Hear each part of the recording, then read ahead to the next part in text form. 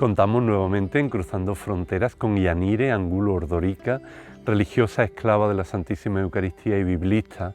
Con ella nos gusta profundizar en algunos pasajes del Antiguo y del Nuevo Testamento y los disfrutamos mucho. En esta ocasión vamos a pararnos en un encuentro curioso, que es el encuentro entre Esaú y Jacob. Ahí vamos a descubrir algún germen de lo que es la justicia restaurativa. Porque la justicia restaurativa ayuda a reparar situaciones de violencia y de injusticia. Pues vamos ya con esta conversación con Yanire para que ella nos explique todo esto. Nuevamente tenemos una oportunidad de ahondar en la Escritura y de hacer un puente con nuestra realidad, con la realidad actual y con nuestros propios entornos. Bienvenida nuevamente a Cruzando Fronteras, Yanire, ¿qué tal estás? Hola Fernando, es un gusto estar siempre en casa esto. Estupendo, además para hablar hoy creo que de un tema que tiene su aquel, como podríamos decir coloquialmente. Vamos a irnos a la historia de Esaú y de Jacob, también de ese largo viaje, de ese largo proceso del patriarca. Y nos podemos hacer esta pregunta, en esta relación entre Esaú y Jacob, ¿se da un ejemplo de justicia restaurativa? Y sobre todo, en primer lugar, ¿en qué consiste esta justicia restaurativa? Sí, bueno, es un término, es una realidad más que un término, bueno, pues que ya se está viendo la forma de ponerlo en juego, ¿no? Nosotros cuando hablamos de justicia muchas veces nos centramos en lo que es lo penal. Hacer justicia es mandar a alguien a un juicio o hacer que cumpla la condena o que sea condenado, y es un elemento y es importante y está ahí. Pero eso no siempre cubre las necesidades de las personas afectadas, porque, bueno, pues está muy bien, me ha pasado algo, me dan un dinero o la otra persona va a la cárcel, pero eso a mí cómo me ayuda a cubrir las necesidades más profundas de algo que se ha roto más profundamente, ¿no? Y desde esta clave, bueno, ha ido surgiendo en el ámbito más civil, no precisamente religioso, pero también es verdad que con raíces religiosas, esta idea de la justicia restaurativa, ¿no? De una justicia que no solamente, o sea, que no se opone a la penal ni es una a la otra, ¿no? Sino que además busca, bueno, pues dar respuesta a otros niveles, ¿no? La película Maisabel, que, bueno, pues que es más conocida, ¿no? Y que, bueno, ha tenido sus premios y tal, en el fondo apunta a esta idea, ¿no? Hay una, más allá de la justicia penal, hay una necesidad tanto de las víctimas como también de los victimarios, de las personas que hacen sufrir a las víctimas, ¿no? De resolver cuestiones de fondo y, bueno, pues facilitar y posibilitar, bueno, pues que eso se pueda producir es la finalidad de la justicia restaurativa. Mm. Lo cierto es que, bueno, lo sabemos por tantas experiencias, que el camino hacia la paz y la reconciliación es un camino muy complejo. Mm. Sí, lo sabemos permanentemente, ¿no? Cuántos conflictos que pensamos están superados, pues todavía hay dificultades más profundas, ¿no? Desde que se firma el Tratado de Paz, ¿cómo hacemos para restablecer los vínculos rotos, ¿no? Y eso en los conflictos grandes, pero en los conflictos cotidianos sucede exactamente lo mismo, ¿no? Podemos decir, bueno, ya está, eso pasó, pero cuántas heridas y cuántas relaciones dañadas y cuánto tejido social dañado se va quedando por el camino en estos conflictos, ¿no? Bueno, pues esto no es tan sencillo como simplemente, bueno, ejecutar unas leyes, ¿no? Bueno, pues en Ruanda, por ejemplo, se ha hecho todo un proceso de hacer un proceso de reconciliación social, o en Colombia lo intentan, o en España se ha hecho también entre víctimas de ETA y etarras. Bueno, son procesos complejos que no se hacen a veces a lo grande, sino que poco a poco, persona a persona, de lo micro a lo macro, se va haciendo la, la el sanar heridas, el restablecer relaciones rotas, el generar vínculos, el dañar lo que es más de fondo y es más complicado dañar, digo, perdón, solventar, resolver, ¿no? Fíjate el tiempo que ha pasado desde la guerra civil y a veces todavía, bueno, pues encontramos, bueno, pues eso, vivencias dolidas, situaciones que hay que ir solucionando, ¿no? Y sanando porque lo necesitan las personas concretas y porque es necesario socialmente también. El eje central en torno al que gira la justicia restaurativa es atender las necesidades tanto de las víctimas como de los victimarios. Efectivamente, ¿no? Pero las necesidades profundas, no las necesidades que a veces pensamos, no, yo necesito, no, ¿qué realmente necesitas tú para tomar conciencia de lo que ha pasado, para hacerte cargo de lo que has vivido o te han hecho vivir, para, bueno, pues poder enfrentarte a eso y poder enfrentarte mejor, de forma más sana, ¿no? Cuando hablamos de las necesidades, a veces parece que es, bueno, pues lo que a mí me apetece. No, no. ¿Qué necesidad de fondo hay para sacarlo mejor? ¿No? Para hacer un proceso de sanación-salvación, que en creyente está tan vinculado, ¿no? Y no las víctimas, los victimarios, incluso las comunidades, ¿no? Porque ahí donde se producen situaciones que rompen las relaciones, que hacen daño, que, bueno, pues hace falta también poder, bueno, ver qué se necesita y cómo se puede solventar, ¿no? Y hay como tres columnas o tres pilares en torno a esta justicia restaurativa. Háblanos un poquito de estos tres pilares. Bueno, uno de ellos es el que ya hemos comentado, ¿no? La centralidad está en qué necesitan las personas afectadas, ¿eh? Qué necesitan las partes, qué necesitan en lo profundo, ¿no? ¿Qué les apetecería o qué les gustaría o qué? Porque a veces, bueno, eso, la necesidad no es qué haría yo con esa persona ahora mismo, ¿no? ¿Qué necesita, ¿no? Hay otro elemento muy importante y es el hacerse cargo de la responsabilizarse de lo que ha sucedido. Eso es fundamental. No puede haber justicia restaurativa si la persona que ha cometido un daño, el que sea, no se hace cargo, se responsabiliza y es consciente del daño que ha hecho. Y con lo que implica el ser consciente, no solamente así, ya sé que, no, eh, hacerse cargo, lo que significa hacerse cargo, que es como mucho más desde dentro, ¿no? Y hay un tercer elemento que es la participación, porque no es, y en esto contrasta un poco con la justicia penal, ¿no? Donde quienes denuncian no dejan de denunciar y el denunciado pues están ahí como casi espectadores y el juego lo hace entre el juez, el fiscal, el abogado. No, no, se trata de una participación activa de los agentes que están afectados. ¿Qué necesitas tú? ¿Qué me puedes decir? ¿Qué te puedo decir? Y vamos a poner sobre la mesa qué nos está pasando, qué queremos hacer, en qué medida te haces cargo, cómo puedo decir qué necesito para que tú te hagas cargo de lo que has hecho. Bueno, esos tres pilares que son muy importantes también son muy complejos y eso hace que la justicia restaurativa nunca sea algo rápido, eficaz, no, sino que requiera un proceso, que requiera apostar por el proceso y por la relación por encima de una solución rápida, ¿no? Que apueste por hacer camino y acompañar a esas personas en esa situación. A lo largo de la conversación vamos a ir descubriendo estos tres pilares en la historia de los dos hermanos de Esaú y de Jacob. Pero vamos a hablar un poco de justicia restaurativa y de escritura. ¿Se puede decir que ya en la escritura vemos un germen de esta justicia restaurativa?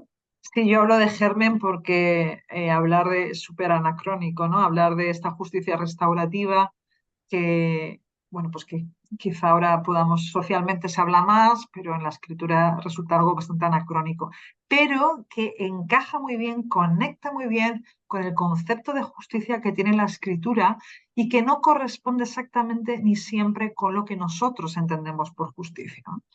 Porque la justicia en la escritura es un término profundamente relacional. O sea, lo importante de la justicia es las relaciones. De hecho, la justicia tiene que ver con la calidad de las relaciones y con que unas relaciones que sean ajustadas, fieles, comprometidas a quién eres tú y quién soy yo.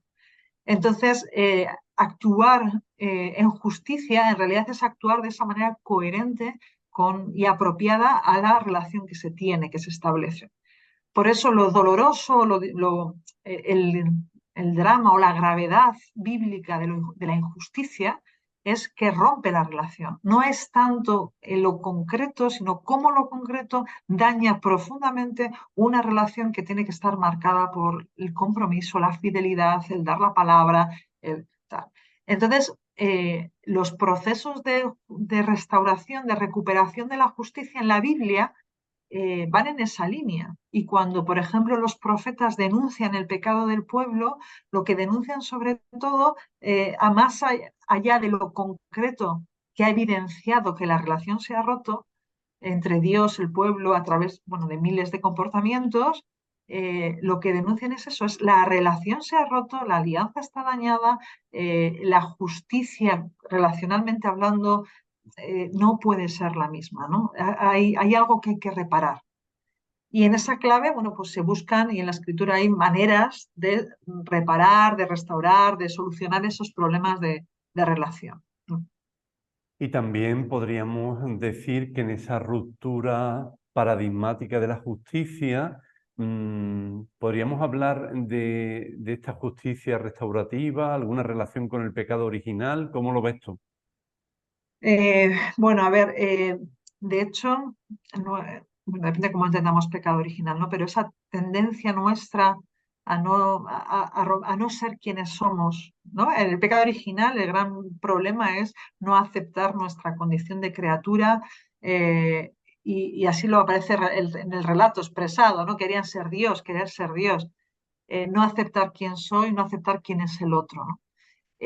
No aceptar la verdad mía ni la verdad del otro. Y por tanto, si no aceptamos las verdades ni de uno ni de otro, la relación no puede ser ajustada, no puede ser justa, no puede ser verdadera, ¿no? Si no te acepto quién eres tú y quién soy yo, la relación se construye sobre barro, no se edifica, no se edifica con solidez, ¿no? Entonces, en esta clave se puede entender así todo el tema del pecado original, ¿no? El pecado original tiene que ver con no aceptar quién eres tú y quién soy yo. Y esa tendencia a no mantener relaciones ajustadas, justas, quién eres tú y quién soy yo, ¿no? En el fondo es como nuestra gran tendencia, nuestro gran problema, ¿no? Nuestra dificultad para poder relacionarnos con el otro en lo que es desnudamente, fíjate cómo lo dice el propio relato del Génesis, no estaban desnudos y no tenían vergüenza, en nuestra verdad más descubierta, desprotegida, en lo que soy. Bueno, pues esas dificultades que en la práctica sabemos que tenemos, esas dificultades que cada día vamos notando que se nos hace complicado, bueno, pues de ahí está una ruptura, ¿no? de relación, comportamientos injustos y por tanto una invitación a restaurar esos vínculos. Hablando de restaurar estos vínculos, cuando la justicia se vulnera, el mundo bíblico puede restablecer esos vínculos a través de dos recursos, uno que es el juicio a tres y otro el careo víctima-victimario. Sí, son dos recursos de restauración de justicia que aparecen en la escritura. Uno más aparece con más frecuencia y estamos más familiarizados porque es el que solemos usar nosotros, ¿no? El juicio a tres. Tú y yo tenemos una situación que rompe nuestra relación, que hay algo que no funciona bien, y voy a un tercero, se supone que objetivo, que va a decir, bueno, quién lo ha hecho mal, quién no lo ha hecho mal, y va a poner negro sobre blanco, ¿no? En este tema. Ese es el juicio a tres. Y eso es necesario, seguimos manteniendo, ¿verdad? Pero es verdad que no restaura la relación, hace justicia, da a cada uno lo que tiene que tener, pero no arregla el vínculo que se ha roto, ¿no? Porque al final, bueno, pues ya está, da la razón a quien se supone que la tiene y el otro, bueno, pues asume que no la tiene. El careo, el rib en hebreo, probablemente tenemos menos pistas en el texto bíblico evidentes, o sea, sí que se hable, pero se trata más bien de una práctica familiar, del ámbito casero, de la gente que nos importa. Porque la gente que nos importa, no, lo que nos duele muchas veces no es tanto qué me ha hecho dejar de hacer o su injusticia, sino que la relación se ha roto. Y el careo, entre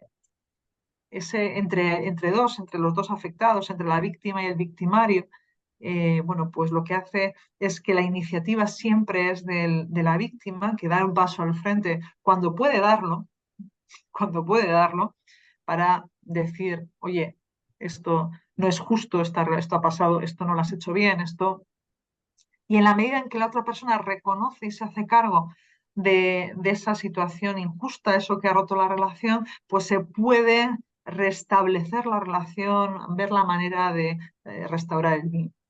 Y en esa clave es verdad que tiene límites y que no es ajustado, pero en esa clave me parece que hay ciertos paralelismos con la justicia restaurativa, en el sentido de que la finalidad eh, fundamental, esencial del RIT es precisamente eso, ¿no? Recomponer lo roto, restablecer el vínculo y no tanto, bueno, pues compensar la injusticia cometida o castigar a aquel que ha cometido injusticia, ¿no? Lo que no significa que no sea necesario, ¿eh? La justicia restaurativa no es una suplente de la justicia penal, pero creo que se juega en lo más importante del ser humano, que es en las relaciones, en el corazón, en el interior de la persona. Entramos ya en el relato bíblico de los dos hermanos de Esaú y de Jacob y vamos a verlos como un ejemplo de justicia restaurativa. En el llamado ciclo de Jacob, en el libro del Génesis, vemos cómo el patriarca realiza un viaje de ida y de vuelta de esos vínculos fraternos rotos a otros restablecidos. Pero comencemos por el principio, la ruptura. Sí, bueno, todos nos acordamos de la gran ruptura, ¿no? Todos tenemos en la cabeza como el plato de lentejas famoso, ¿verdad? Bueno, de lentejas. El plato por el cual se supone que Saúl cede su primogenitura, pero sobre todo tenemos en la cabeza también cómo Jacob engaña a su padre, un poco apoyado por su madre, le engaña para robarle la bendición, usurparle la bendición que le correspondería al hermano mayor. En el fondo, esas rupturas, que es la ruptura final, definitiva, algo que es como la gota que colma el vaso y que es lo que nos recordamos de esas historias bíblicas, lo que hacen es al final, pues eso, la gota que colma el vaso de una relación que viene siendo tensa desde el propio nacimiento. Dice el texto bíblico que la madre de Jacob y Esaú tiene a los dos gemelos, a los dos mellizos, luchando dentro y está diciendo, madre mía, ¿esto qué es? Y recibe un oráculo, son dos naciones. O sea, el conflicto está desde el seno materno, en este caso, literal. Literal. Jacob empieza ya queriéndole arrebatar a su hermano y agarrándole antes de nacer. Son dos formas de comportarse muy distintas, son dos estilos muy distintos. O sea, el conflicto es evidente, se va gestando, hay una dificultad evidente entre los dos y el culmen de esa ruptura es ese acto del que encima a veces, bueno, como no sabemos el final y Jacob parece que es el bueno, no, Jacob aquí es bastante reprochable su comportamiento, bastante reprochable. Y huye, empieza su camino precisamente huyendo de una amenaza de su hermano que además estaría muy justificada. En este texto, en esta historia, los niveles micro y macro de encuentro y desencuentro están en conexión como en la vida misma, ¿no? Mm. Sí, a veces, bueno, pues eso, cuando vemos las grandes rupturas, ¿no? Los grandes problemas que nos separan, los grandes, pensamos siempre en macro, ¿no? Y entonces vemos todo muy complicado. Y resulta que lo pequeño, lo personal, los pequeños pasos de cada uno, tal, son los que van gestando la problemática, ¿no? La trama social la vemos muy rota, pero al final los pequeños encuentros cotidianos de personas distintas y heridas que van haciendo camino y van reconstruyendo las relaciones y fortaleciendo vínculos son lo que realmente afecta al conjunto, ¿no? Y eso es lo que sucede también en el texto. Eh, los dos hermanos representan a dos pueblos que van a ser conflictivos y que se van a llevar regulinchi. Pero bueno, la relación entre los dos, en el fondo, rota y ese camino de restauración también, bueno, pues es una invitación a ese encuentro también de pueblos, ¿no? Y si nos damos cuenta es lo que nos sucede con el resto, ¿no? Antes comentaba esa película, Ma Isabel, pues quizá porque es más pero bueno, cómo se va restableciendo las relaciones rotas de un pueblo a lo largo de mucho tiempo con todo el tema del terrorismo y lo que supone, ¿no? De dolor. Bueno, pues quizá parece una tontería, pero el encuentro de dos personas, bueno, pues el proceso de dos personas, pues puede dar esperanza y hacer camino para un conjunto más grande, ¿no? Bueno, pues en esa línea también va el libro del Génesis. Yanire, tú lo sabes bien, en este momento del programa tenemos la pregunta sorpresa de alguien que es un ávido lector de tu obra y también seguidor de Cruzando Fronteras, que quería participar también en nuestra conversación. A ver qué pregunta nos hace Jesús Soto, padre de familia, esposo y miembro de una comunidad cristiana. Hola Yanire, hola Fernando, un saludo muy cordial desde Sevilla. Vamos con la pregunta sobre el tema que estáis tratando y que ha despertado en mí cierta curiosidad.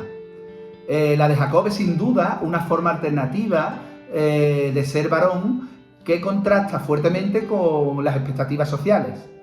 Presentar a Jacob como una forma de masculinidad tan poco normativa no supondría una difícil identificación para los varones oyentes del relato.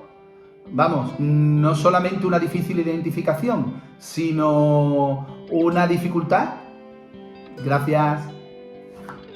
Qué pregunta. Gracias, Jesús, por la pregunta y por el interés. Bueno, efectivamente Jacob aparece de una manera, ahora diríamos una masculinidad alternativa, ¿no? O poco normativa, porque es el favorito de su madre, es un cocinillas, no le gusta mucho, el otro es el que va a la caza, bueno, tiene una serie de características que no encajan aparentemente con el modelo de patriarcal masculino y que habitualmente aparece en la escritura, lo cual ya resulta bastante interesante y llamativo, ¿no? Porque el patriarca a través del cual va a llegar la bendición a Israel no parece ser tan masculino desde esos patrones como su hermano Esaú. Si podría generar desconcierto o desagrado, bueno, nunca lo sabremos, pero sí que es verdad que no tiene los elementos, en el relato bíblico no aparecen los elementos como para que haya una vinculación clara, directa y que todo el mundo se sienta muy identificado con Jacob, ¿no? Si leemos el comienzo del ciclo de Jacob, no es un personaje del que todo el mundo, no es un héroe, no como en las películas que enseguida todo el mundo se quiere identificar con el héroe, no, es un poco antihéroe y quizá por eso todavía es más interesante, ¿no? Que aparezca, que tengamos un patriarca que no, bueno, pues que de primeras no salga, ¿no?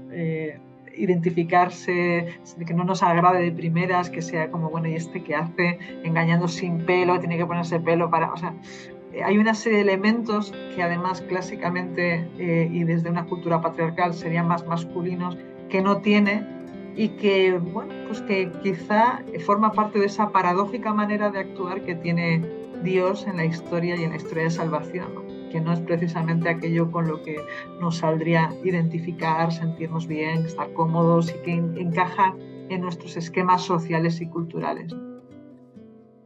Agradecemos mucho a Jesús Soto su presencia en el programa y esta pregunta. Y continuando nuestra conversación, yo creo que ante una situación tan compleja como la de Saúl y la de Jacob y la de otras situaciones de ayer y también de hoy, nunca debemos olvidar la superioridad ética de la víctima. Sí, esa es a veces una tentación, ¿no?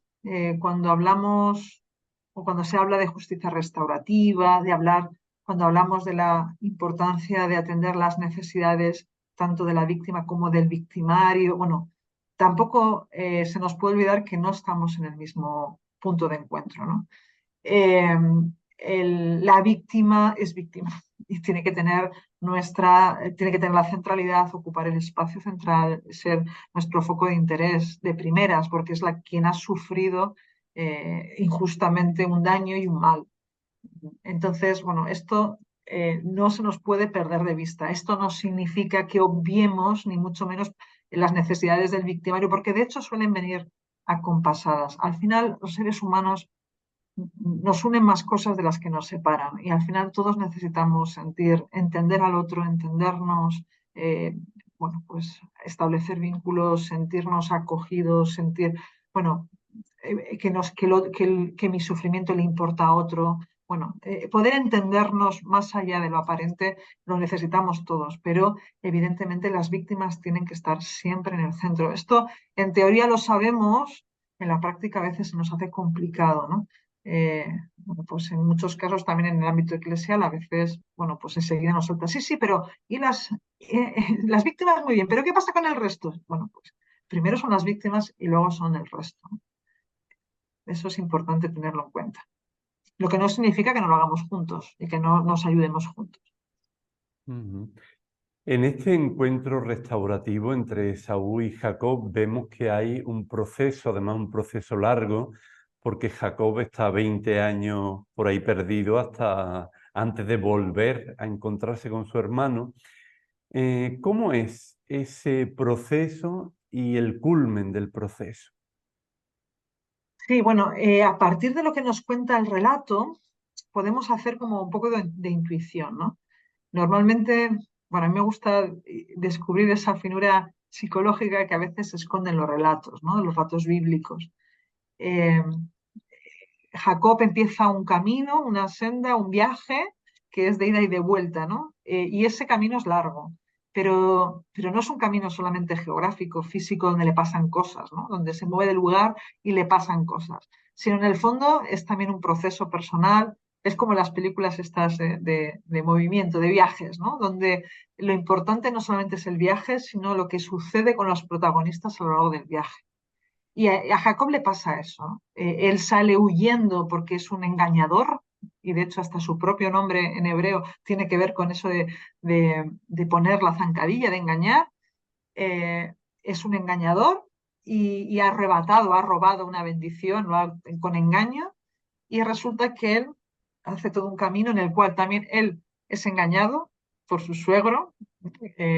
Bueno, pues el engañador está engañado, pasa el tiempo y es cuando va a volver y va a volver a encontrarse con su hermano cuando realmente, bueno, pues parece que el proceso va cerrándose.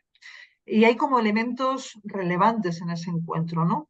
Que parece que ilustraría el encuentro restaurativo, que no tiene por qué darse en cuestiones de justicia restaurativa, en encuentro entre víctima y victimario, pero que cuando se da, pues es relevante, es importante, ¿no? Eh, y es en ese encuentro con el hermano donde también surgen muchas cuestiones y muchas dificultades, ¿no? El punto culmen, sin duda, va a ser el abrazo que se den Jacob y Esaú, pero para llegar a ese abrazo hay que hacer camino, hay que hacer camino. Otro elemento que llama la atención en el texto bíblico es el miedo ante la reacción de cada una de las partes que tienen tanto Esaú como Jacob. Mm. Sí, bueno, el miedo es lo más paralizador que tenemos. El miedo nos protege, pero también nos paraliza, ¿no? Y en ese proceso largo en el tiempo, pues cada uno se puede, en el texto bíblico se puede intuir el miedo de uno y de otro. Eh, Jacob lo ha hecho mal, ha salido huyendo porque tiene motivos para huir, porque lo ha hecho muy mal con Esaú. Y es normal que tema la reacción de su hermano. Y cuando Jacob, manda mensajeros delante de él para decirle a su hermano que va a ir, los mensajeros que manda cuando regresan le dicen que Esaú ha sacado un montón de, de ejército, bueno, de personas, ¿no? De protección, que va a salir a su encuentro. No sabemos cómo interpretar eso porque siempre nos da el texto bíblico la parte de Jacob, de cómo lo siente él, que desde luego le da un pánico terrible, ¿eh? Porque, bueno, pues parece un ataque y tiene toda la pinta de un ataque. Pero también sabemos que no hay mejor defensa que un buen ataque y que quizá detrás de ese gesto de Saúl también hay un temor de quien no sabe qué intenciones hay y quien ha hecho una experiencia de que esa persona le ha engañado y le ha hecho daño. Entonces, bueno, en nuestras rupturas y nuestros problemas relacionales nos sucede lo mismo, ¿no? Eh, bueno, pues quien ha hecho el daño puede imaginar, sospechar, intuir que la otra persona puede vengarse o buscar una manera de resarcirse, y la persona que ha sido agredida pues no sabe muy bien la intención y no siempre es fácil, no, más bien es muy difícil volver a confiar en alguien que te ha hecho daño, ¿no? Entonces, el miedo entre las personas afectadas, entre las personas, la víctima y el victimario, la resistencia, la desconfianza, pues inevitablemente es un elemento que está presente siempre. Y para esa restauración de los vínculos rotos entre los hermanos, Jacob tiene que reconocer su responsabilidad en el daño, en la herida que él ha causado. Sí, sí, ninguna restauración, igual que ningún perdón, bueno, se puede dar realmente, se puede ofrecer realmente si la persona no se hace cargo del mal que ha hecho, ¿no? No, hay una responsabilidad que hay que asumir, que hay que afrontar y que hay que afrontar a veces con todo lo que implica afrontar, no solamente darse cuenta, sino bueno, pues dar pasos para bueno, intentar remediar o dar respuesta a esa herida generada, ¿no? Eh, y eso es condición sine qua non. Es la persona que no es consciente o que no asume la responsabilidad del daño hecho, no puede, no hay manera, bloquea la posibilidad de que la relación vuelva a estar como estaba o se pueda restaurar. Por eso, esta es la gran debilidad y la gran potencia también del careo, ¿no?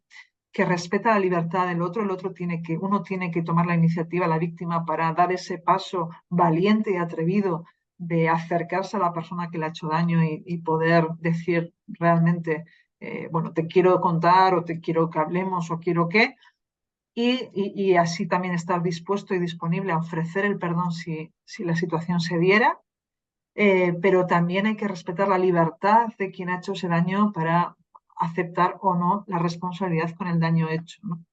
Y es la gran potencia, porque solamente podrá haber relación cuando las dos libertades se encuentran, pero es también el gran límite, porque depende de la libertad de cada uno de sus miembros, ¿no? No es algo que se imponga como una condena, como el juez impone una medida, sino que es algo que tiene que nacer de la libertad de ambos. Y eso es lo que hace que sea un proceso, que sea lento, que sea complejo y que a veces no se pueda producir del todo. Jacob tiene su estrategia. Uno de los elementos de la estrategia es los regalos que le ofrece tan valiosos a su hermano. Sí, claro, porque, bueno, puede parecer un poco como, "Ay, voy a chantajearle a ver si se ablanda, ¿no? Pero también puede ser una forma de mostrar esa buena intención. Yo antes comentaba, ¿no? Del miedo que hay detrás también de una buena defensa, la mejor defensa es un buen ataque, ¿no? Ante, bueno, pues el despliegue de militares o de gente que le defienda a Esaú, puede haber un miedo a cuál es la intención verdadera, qué es lo que pretende Jacob, qué quiere ahora, ¿no? Cuando Jacob manda delante de él gente con regalos, bueno, pues también está mostrando una intención, ¿no? Una buena intención, está como ondeando una bandera blanca, ¿no? Que puede permitir, bueno, de primera no te voy a atacar, vamos a ver, ¿no? Y es relevante. Y es importante también con respecto a la diferencia de aquello que le va a dar después. Hay un primer envío de regalos, que es eso, después de esa amenaza, él envía regalos y ya, bueno, pues permite decir, bueno, puede haber algo que sea buena intención, y cuando se produce el abrazo vuelve a haber más regalos, ¿no? Y eso tiene un matiz distinto, porque para mí refleja o se puede intuir detrás la necesidad de responder, de restaurar, de reponer, ¿no? De hacer una muestra de lo que implica hacerse cargo del mal hecho. Hacerse cargo del mal hecho no es solamente que eso qué pena me da, cómo hubiera querido no hacerlo, sino desear hacer algo para intentar solucionar la situación, ¿no? Y entonces, bueno, ya tiene un matiz, creo, bastante distinto. Y luego hay otra cuestión muy, muy interesante que es toda la lucha interna de Jacob, una lucha también contra el propio Dios, y ahí va a surgir como un Jacob nuevo y casi una nueva bendición que Sí, puede sí, llegar a encontrar en el rostro de Esaú.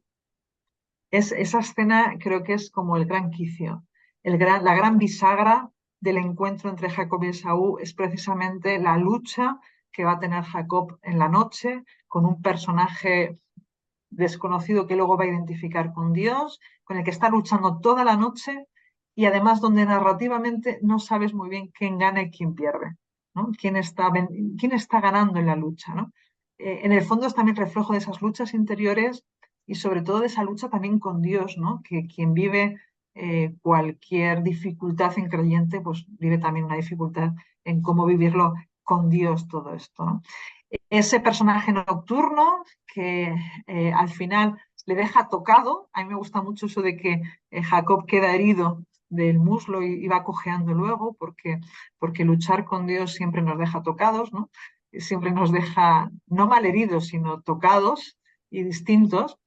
Y además que paradójicamente, como te decía, no se nota muy bien quién está ganando, quién gana, ¿no? Porque uno le dice que le suelte, pero no sabes muy bien quién está ganando el combate. Y quizá, que es para mí de las cosas más bonitas del texto, es porque ganar tiene que ver con dejarse ganar. En la lucha con Dios, ganamos en la medida en que nos dejamos ganar por Él. Por eso, bueno, pues él le va a pedir una bendición y se la va a dar y va a cambiarle el nombre, con lo que implica de sentido bíblico. Ya no va a ser Jacob, ya no va a ser el engañador, el que pone la zancadilla, va a ser Israel, va a ser el padre del pueblo, va a tener una nueva identidad, una nueva misión, ¿no? Y ya no es una bendición que usurpa, que roba con engaño, que ahora es una bendición que él solicita, reclama, pide y que él, se le da como respuesta a una petición, ¿no? Recibe una bendición que es pedida, que es solicitada, rezada de alguna manera, se deja tocar, se cambia el nombre y la identidad, y a partir de ahí va a decir que ha visto cara a cara a Dios y no está muerto, y cuando ve a su hermano va a reconocer en él, va a decir, he visto en tu cara como la cara de Dios. Hay un juego de rostros en esos dos textos, uno va detrás de otro, la lucha entre Jacob y ese personaje, ese Dios nocturno, ese personaje nocturno, está inmediatamente antes del encuentro con su hermano.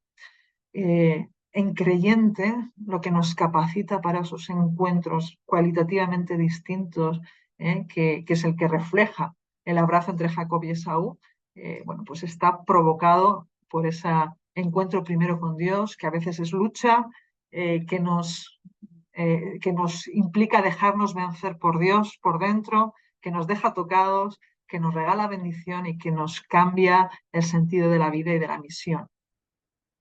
Y lo que es cierto es que tras la lucha, Jacob, que tenía tantísimo miedo, parece vencer ese miedo ante la reacción de Esaú, y Esaú también se tira al cuello de su hermano para abrazar a su hermano, ¿no? Es una escena muy bonita, tal y como la cuenta, ¿no? Y que tiene incluso como ciertos ecos al hijo pródigo. Sale corriendo, se abraza. Es una escena como muy emotiva y que contrasta mucho con la película que los textos anteriores de los miedos mutuos nos había podido imaginar, ¿no? De defensa, de protección. Eh, Jacob va eh, desarmado, desprotegido al encuentro y además con reconocimiento de la víctima, un permanente postrarse, o sea, que tiene que ver con esa experiencia profunda, esa superioridad ética de la víctima, ¿no? Del reconocer no solamente el daño que se ha hecho, sino que el otro es, bueno, pues que es una víctima que está éticamente por encima de mí, y el acercarse postrándose y el otro abrazar, tomar la iniciativa y bueno, restaurar la fraternidad es una escena realmente preciosa. Restablecer los vínculos, la relación entre los dos mellizos, no implica que esa relación tenga que volver a ser lo que era. El conflicto queda resuelto y cada uno se reintegra de forma nueva a sus propias vidas, pero algo ha cambiado en ellos, ¿no? Algo ha cambiado radicalmente. Nos sucede que cuando los conflictos no los tenemos resueltos con alguien o con una situación, estamos como atados por dentro a esa situación o a ese conflicto. En el momento en que eso se resuelve, todos los que están en juego quedan liberados y pueden hacer sus vidas. No significa el abrazo entre Jacob y Esaú, la restauración de los vínculos, no significa que a partir de ese momento ya siempre juntos, ¿no? Cada uno su vida, pero nueva. Y liberados de esa carga que cada vez que nos solventamos y que no damos respuesta a esas heridas que vamos cargando en la mochila, pues siempre tenemos ahí el interior nuestro conectado a esa situación, que hasta que no la resolvemos, le damos salida, lo sanamos, pues tampoco nos permite avanzar, ¿no? Y la relación rota entre Jacob y Esaú no permite avanzar a ninguno de los dos hasta que no se restauran y cada uno puede hacer su camino con libertad, ¿no? Y por eso el texto, después del abrazo, cada uno sigue su camino y tranquilamente. La fraternidad restaurada no significa que no, pues eso, que tengan que hacer juntos el camino, no es necesario.